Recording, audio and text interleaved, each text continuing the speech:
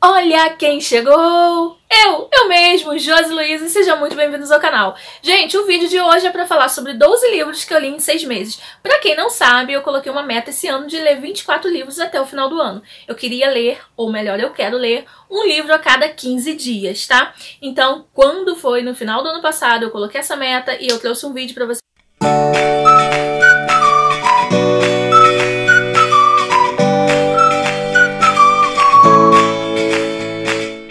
Bom, meu principal objetivo com a leitura era melhorar a minha fala, tá? Eu reparei que minha fala estava cada dia pior, parece que estava se deteriorando. Eu estava com muita dificuldade de falar palavras simples, eu estava com muita dificuldade de escrever palavras simples, palavras que eu já conheço há anos, que eu vivi escrevendo e do nada, como assim? Tudo se perdeu, eu já não sabia mais escrever as coisas, eu já não estava sabendo falar. Eu tenho um probleminha de dicção, pra quem não sabe, eu tenho esse probleminha de dicção. Eu não me refiro a isso com a leitura do livro, tá? Eu já fui muito pior desse problema, tá, gente? Eu tô muito melhor hoje em dia, mas eu sei que eu ainda posso melhorar muito, mas só na fono. E no momento eu não estou na fono mais, tá? Fono é um pouquinho cara. Eu queria também, com isso, adquirir o hábito da leitura. Todo mundo sabe que... Quem acompanha aqui, né, sabe que eu amo livro, compro livro pra caramba, mas assim, uma preguiça fora do comum de ler, tá? Então eu começava a ler um livro, eu não terminava, e aí daqui a pouco eu ia ler outro, quando eu ia ver já passou 2 anos, 3 anos e eu não tinha lido aquele livro. E uma outra coisa também que eu queria era ter o hábito de ler livros diferentes. Tipo, eu sempre leio livros no âmbito espiritual, né? E também leio muito livros de autoajuda. E eu queria ir para romances, eu queria ler outros tipos de livro, tá? Então esse meu objetivo com os 24 livros no ano é tudo isso, tá bom? Então vamos lá, agora a gente vai falar se eu consegui atingir o nosso objetivo ou não. Vou mostrar os livros pra você e no final eu falo se eu atingi ou não. Lembrando que eu passei 2 meses sem poder ler nada, tá? Que eu tava numa fase muito ruim. Fiquei doente, com vários problemas, então não consegui ler. E aí nisso eu pensei, não vai dar tempo da leitura. Então eu tive que usar algumas estratégias aí para conseguir concluir minha leitura, sendo que eu trabalho, sendo que eu tenho casa para cuidar, tudo isso. Então vamos lá, primeiro livro é esse livro aqui, do Alan e da Barbara Pease, Se a Vida é um Jogo, Aqui Estão as Regras, uma abordagem científica sobre a lei da atração. Descubra seus verdadeiros desejos e transforme-os em realidade. Já falei desse livro em outro vídeo, vou deixar o vídeo linkado aqui pra vocês, então vou dar uma pincelada agora. Esse livro é maravilhoso, excelente. De todos esses livros aqui que eu vou indicar, eu acho que esse aqui, se você quiser investir num livro hoje, se você realmente quiser uma mudança de vida, se você quer conquistar seus objetivos, se você quer ir além, eu acho que esse é um livro muito bacana de você investir, tá? Eu acho que é um livro que vale super a pena, tá? Ele realmente muda muito a sua visão das coisas, muda muito as suas prioridades. Você olha assim, esse livro faz você refletir muito sobre aquilo que você quer realmente. Ele faz você colocar lista de desejos para daqui a um mês, para daqui a um ano, para daqui a 2 anos, 5 anos. Só que o que acontece? Eu li esse livro e pra mim ele era maravilhoso, excelente e tal. E aí depois que eu li outro, que eu vou falar mais na frente, parece que foi completando ele, tá? Então, livro, assim, aprendizado, você nunca sabe o suficiente. Então, esse é um passo, em seguida vem outro passo. Mas já daqui, gente, você muda muito a sua visão de vida. Você muda muito a visão de prioridade, do que você quer pra sua vida, do que você não quer. Eu não vou entrar muito em detalhe dele, não, porque eu já falei em outro vídeo, pra não ficar cansativo, senão vai ficar um vídeo muito longo. Eu vou só citar uma frase dele aqui pra vocês terem uma noção, e é uma frase que tem martelado bastante em mim. Muitos fracassados são pessoas que não perceberam como estavam perto do sucesso quando desistiram. Thomas Edison. Às vezes as coisas ficam tão difíceis que a gente resolve abandonar tudo, a gente resolve deixar tudo pra lá. E às vezes a gente estava muito perto de conseguir. Então esse livro ele começa a te dar muita sacada das coisas, muita sacada, gente. É um livro maravilhoso. Bom, depois desse livro, o segundo livro que eu li foi O Milagre da Manhã. Eu comecei lendo ele, tá? E eu simplesmente, assim, a história é muito bacana. Na verdade, eu comecei a ler ele no ano passado e não concluí e tal. E aí esse ano eu falei, não, vou ler esse livro já no começo do ano pra me mudar minha vida. A história é muito bacana, é uma superação. O rapaz tá numa fase muito maravilhosa da vida dele e tal, ganhando dinheiro, namorando, super feliz e tal. Sofre um acidente.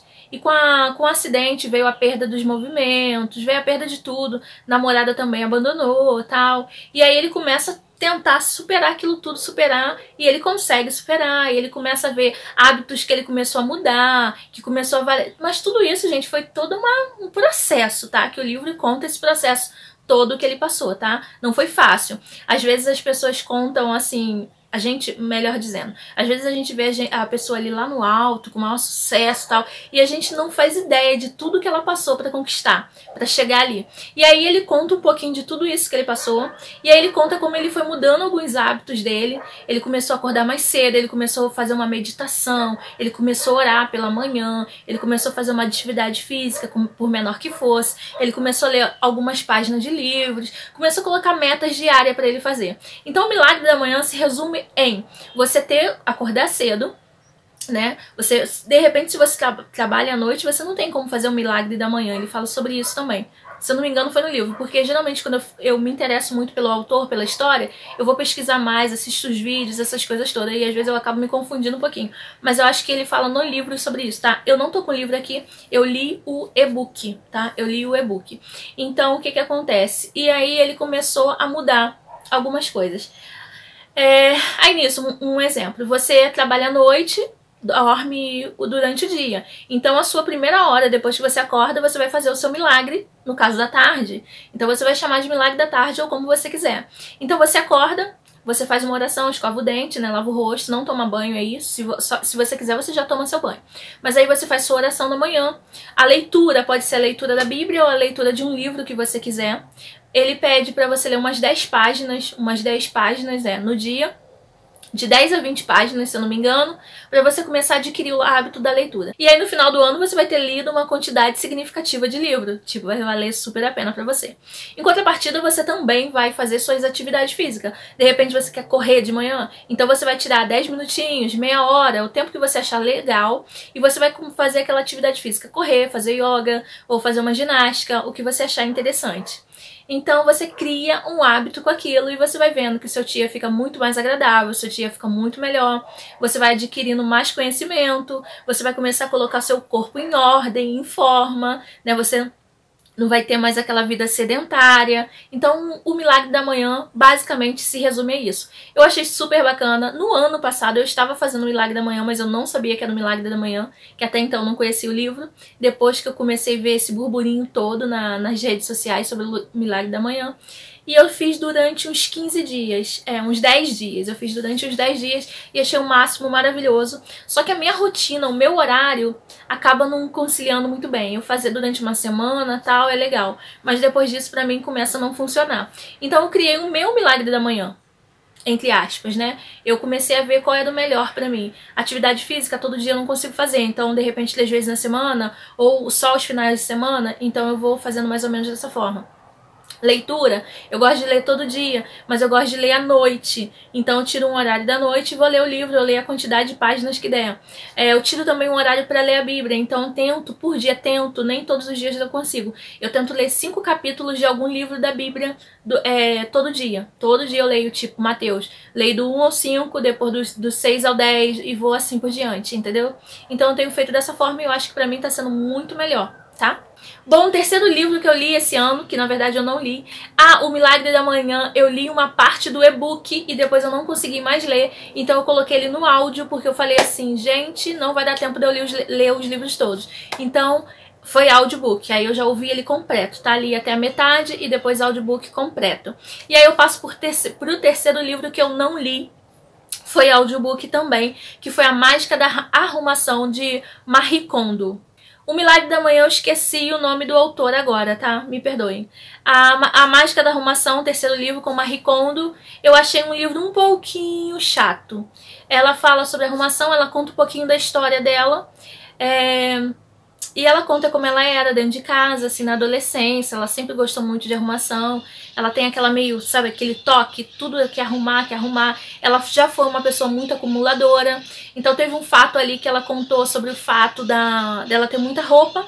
E ela tem uma irmã que nunca foi de comprar roupa, não se ligava muito nisso. E aí ela pegava assim, ela queria arrumar as coisas dela, ela queria se desfazer das coisas dela, que ela achava que tava uma bagunça.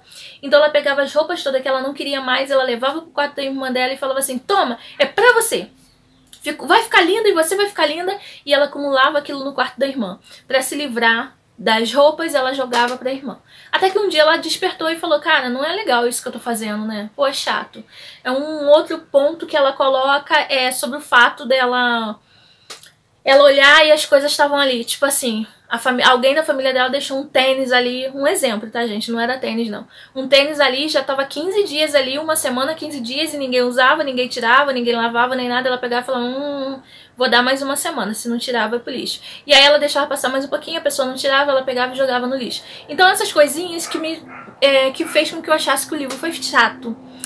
A postura dela me fez achar que o livro foi chato. Mas ela fala bacana sobre arrumação, mas não é um livro assim que eu super indico pra você e falar assim, olha, se você quer mudar a sua vida aí, se tornar mais organizada, mais arrumada, leia A Mágica da Arrumação. Não. Eu não acho que é um livro que agregue tanto assim. Eu acho que tem outros livros de arrumação, até a série dela na Netflix é muito melhor. Você aprende muito mais do que com esse livro, na minha opinião, tá, gente? Livro tem muito a ver com gosto também, tá? Eu tô passando aqui o que eu achei, tá? Então foi um livro que eu não achei que... Nossa, super mudou. Não sei. Eu gosto muito de um livro sobre os monges, eu vou deixar o nome aqui embaixo, que eu li e ele realmente, gente, sobre arrumação, aquele livro ali é top. Eu acho que em matéria de arrumação, os monges budistas, monge budista, se não me engano, eles são excelentes. Tanto que eles usam muito o termo que o banheiro ele tem que estar limpo a ponto de alguém poder sentar ali e almoçar, a ponto de alguém poder dormir ali dentro daquele banheiro. Então, pra vocês verem como eles são metódicos com a arrumação, tá? Então, eu acho, assim, maravilhoso o livro deles, tá? O da Marie eu já não gostei muito. É até meio chato a gente falar que não gostou de um livro, porque a pessoa teve maior esforço pra escrever, sabe? É muito difícil, mas como eu procuro trazer uma resenha bem sincera e dar a minha opinião, por isso que eu tô falando isso. Não tô desmerecendo o trabalho dela, tá? Eu tô só colocando pontos assim que eu realmente não achei muito legal, tá? Bom, quarto livro, Por que os homens amam as mulheres poderosas? Eu vou deixar o nome da autora aqui também, aqui embaixo, junto com o livro, porque eu realmente esqueci. Gente, esse livro foi maravilhoso. Eu comecei a ler o livro e eu já fui ficando assim chocada. E ele fala da mulher poderosa e da mulher boazinha. E aí eu comecei a me identificar em algumas atitudes de mulher boazinha. E não é só em matéria de relacionamento, relacionamento que eu falo relacionamento conjugal. Tipo isso, tá? Eu falo em relacionamento com amigos, em trabalho, em tudo. E muitas das vezes eu fui a boazinha na minha vida. Então eu vi que, nossa, eu tava totalmente errada. Então é um livro que ele te desperta, ele começa a te mostrar, assim, cara, a mulher poderosa, ela faz coisas que ela quer fazer.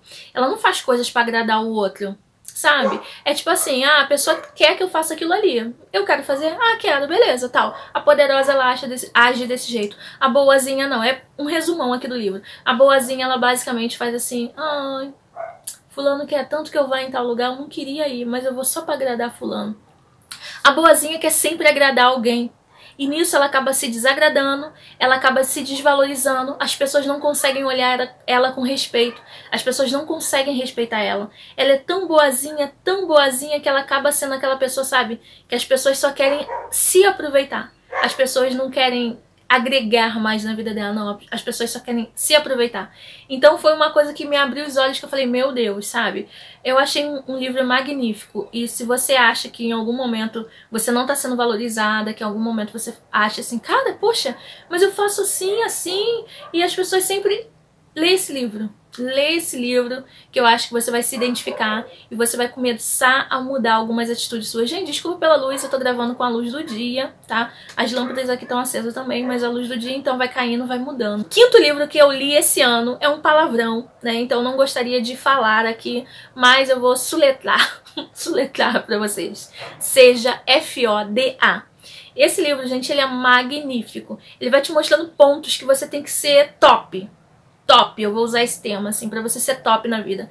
Ele usa um exemplo com os nossos dedos da mão, que você precisa ser positivo, você precisa ter uma direção. Qual é, né? Usam muito esse dedo aqui. Então é o dedo da positividade. Então você precisa ser positivo, o seu negócio precisa ser positivo, você precisa ter estratégias na sua vida, né? Então se você está montando um negócio, sei lá, ou se você quer mudar mesmo, né? Ser uma pessoa melhor, ser uma pessoa mais... que alcance lugares mais altos, tudo isso, né? Então você tem que ser positivo, você tem que ter uma direção, que esse dedo é o que aponta a direção. Esse dedo é o dedo... esse dedo é o dedo da atitude, lembrei agora. Você tem que ter atitude, porque é aquele dedo que a gente faz o palavrãozinho, né? Mas a gente não pode fazer. Então é o dedo da atitude. Esse dedo é o dedo do compromisso. Então você tem que ter comprometimento com você e com o que você quer da sua vida.